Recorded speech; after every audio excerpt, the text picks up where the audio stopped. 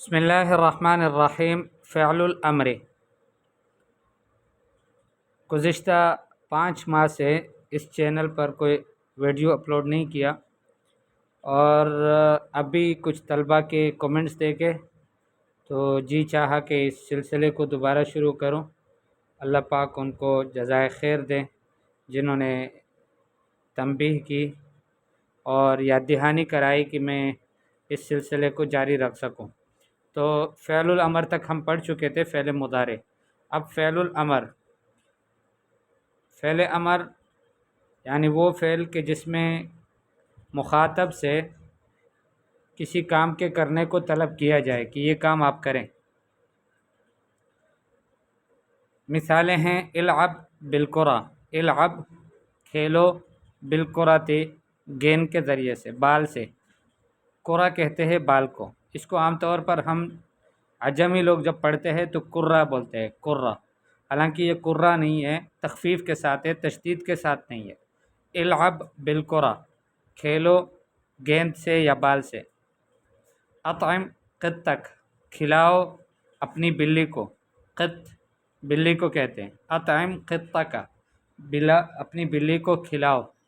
نظف ثیابک، صاف ستھرا رکھو اپنے کپڑوں کو۔ نم مبکرا، سویرے سو جاؤ۔ تمہل فی السیر، سلو چلو، یعنی آہستگی پیدا کرو چلنے میں۔ اجد مضغ الطعام، کھانے کا چبانا اچھی طرح کر لو۔ البحث۔ الکلمات الاولی فی الامثلۃ المتقدمۃ افعال، پہلے جو کلمات ہے گزشتہ مثالوں میں وہ سب کے سب افعال ہے۔ تمہل، اجد، نم، یہ جتنے بھی کلمات ہیں شروع میں جو لکھے ہوئے ہیں یہ افعال ہیں۔ لأن كل منها يدل على حصول عمل في زمن خاص، اس لیے کہ ہر ایک ان میں سے دلالت کرتا ہے کسی کام کے حصول پر ایک خاص زمانے میں۔ وإذا تدبرنا هذه الأفعال، اور جب ہم نے غور کیا ان افعال میں، وجدنا المتکلم فی کل منها، ہم نے متکلم کو پایا، بات کرنے والا جو شخص ہے اس کو ہم نے پایا ہر ایک جملے میں، یطلب من المخاطب، کہ وہ کچھ طلب کرتا ہے مخاطب سے، ویأمرہ، اور اس کو حکم کرتا ہے، ان یأتی عملا فی الزمن المستقبل، کہ مستقبل آنے والے زمانے میں کسی کام کو کرے۔ ومن اجل ذلك یسمى كل فعل من هذه الافعال، اور اسی وجہ سے ہر ایک فعل ان افعال میں سے فعل امر، وہ فعل امر کہلاتا ہے۔ یسمى کہلاتا ہے، کل فعل، ہر ایک فعل، من هذه الافعال، ان افعال میں سے، فعل امر، فعل امر۔ فالفعل العب، العب فعل ہے، فی المثال الاول یطلب به من المخاطب اتیان اللعب فی الزمن المستقبل، اس کے ذریعے سے مخاطب سے مطالبہ کیا جاتا ہے کھیلنے کا، لیکن کس زمانے میں؟ مستقبل کے زمانے میں، آنے والے زمانے میں۔ وَهُوَ لِذَلِكَ فعل امر، اور وہ اس وجہ سے فعل امر ہے۔ والفعل اطعم، اطعم جو فعل ہے، فی المثال الثانی، دوسری مثال میں، یطلب به من المخاطب حصول الاطعام فی الزمن المستقبل، اس کے ذریعے سے مطالبہ کیا جاتا ہے مخاطب سے ایک کام کے حصول کا، کھانے کے حصول کا، کھلانے کے حصول کا، کھلانے کے حصول کا مستقبل کے زمانے میں۔ وَهُوَ لِذَلِكَ فعل امر ایضاً، وہ بھی اسی وجہ سے فعل امر ہے، اسی طرح سے۔ وَهَكَذَا، اور ایسا ہی، یقال فی بقیۃ الافعال السابقہ، گزشتہ جتنے بھی افعال ہیں ان سب میں یہی کہا جائے گا کہ نم، اس میں مخاطب سے مطالبہ کیا جاتا ہے اتیان النوم، یعنی نیند کرنے کا، کہ سو جائیں، اس کا مطالبہ کیا جاتا ہے مستقبل کے زمانے میں، اس وجہ سے اس کو فعل امر کہا جاتا ہے۔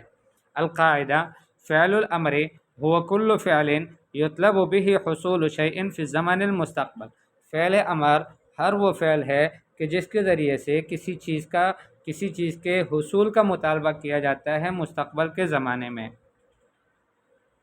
تمرینات: اقرأ العبارات الآتیہ ومیز الافعال الماضیۃ والافعال المضارعۃ وافعال الامر، مندرجہ ذیل عبارات کو پڑھو اور ان میں ماضی کے افعال کون سے ہیں، مضارع کے افعال کون سے ہیں اور امر کے افعال کون سے ہیں، ان کی تمیز کر دو۔ بس یہ بتاؤ کہ یہ فعل ماضی ہیں اور یہ فعل مضارع ہیں اور یہ فعل امر ہے۔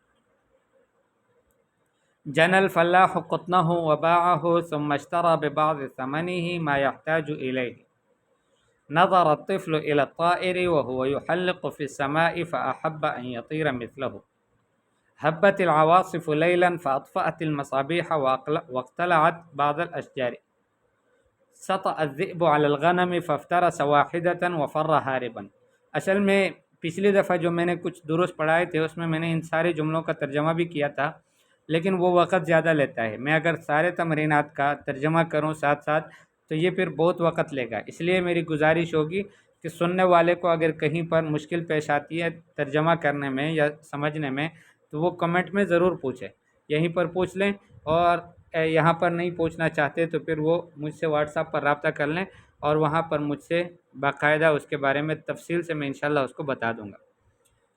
ادخل البستان ومتع نفسك بمنظره ولا تعبث بأزهاره وثماره لا تكثر من الكلام ولا تنطق بما لا تعلم اغسل يديك قبل الأكل وبعده ونظف أسنانك ولا تدخل الطعام على الطعام ضع قبل كل اسم من الأسماء الآتية أو بعده فعلا ماضيا يلائمه۔ ہر اسم آنے والے اسماء میں سے ہر اسم سے پہلے یا ہر اسم کے بعد ایک فعل ماضی رکھ لو کہ جو اس کے مناسب ہو۔ الغصن، الزجاج، القلم، الشمس، القطار، البحر، الثمر، المصباح۔ ضع قبل كل اسم من الاسماء الآتية او بعده فعلا مضارعا يلائمه۔ یلائمہ کا معنی ہوتا ہے کہ جو اس کے مناسب ہو ایسا فعل رکھ لو، یا پہلے رکھو یا بعد میں رکھو۔ ضع فعلا مضارعا في المكان الخالي مما يأتي، خالی جگہ میں فعل مضارع رکھو مما يأتي جو آنے والی عبارات ہیں اس میں۔ ایت بخمس جمل كل واحدة منها مبدوءة بفعل ماض، 5 جملے لاؤ کہ ان میں سے ہر ایک جملہ شروع ہوا ہو فعل ماضی سے۔ اور دوسرا سوال ہے کہ 5 جملے لاؤ ہر ایک جملہ شروع ہوا ہو فعل مضارع سے، اور 5 جملے لاؤ کہ ہر ایک جملے کے اندر فعل امر ہو۔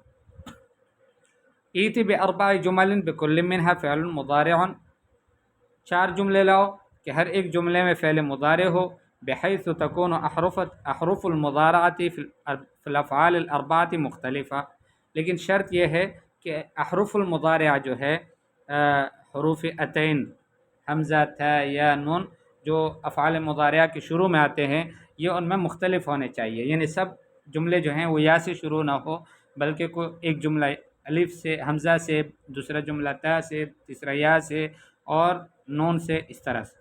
اکتب الجمل الآتیہ بعد تغییر کل فعل ماض فیہا بفعل مضارع، مندرجہ ذیل جملوں کو دوبارہ لکھو، لیکن کب؟ جب آپ تغییر کر لو، اس میں بدل دو ہر فعل ماضی کو فعل مضارع سے۔ سارا ہے سار القطار تو آپ یسیر القطار پڑھیں گے، اس طرح سے سب کو بدل لو۔ اکتب الجمل الآتیہ بعد تغییر کل فعل مضارع بفعل ماضی، یہاں پر آپ نے ہر فعل مضارع کو فعل ماضی سے بدلنا ہے اور اس کے بعد ان جملوں کو دوبارہ لکھنا ہے۔ ضع كل فعل من الافعال الآتية في جملة مفيدة مركبة من 3 كلمات فاكثر، ہر فعل کو افعال آتیہ میں سے ایک مفید جملے کے اندر ایسا جملہ کہ جو 3 یا 3 سے زیادہ کلموں سے مرکب ہو اس میں رکھ لو۔ خرج، يلبس، تستخرج، تغسل، استراح۔ اور هات 5 جمل في موضوع الاسد تبتدئ كل جملة منها بفعل ماضی، 5 جملے لاؤ اسد کے موضوع سے متعلق، ہر ایک جملہ شروع ہوتا ہو فعل ماضی سے، اور 5 جملے لاؤ نہر کے موضوع سے متعلق کہ ان میں سے ہر ایک جملہ شروع ہوتا ہو فعل مضارع سے۔ 5 جملے لاؤ کہ اس میں اپنے شاگرد کو 5 کام کے کرنے کا، اور وہ 5 کام ایسے کہ جس کا تعلق مدرسے سے ہے، اسکول سے ہیں، ایسے 5 کام کرنے کا حکم آپ دیتے ہو۔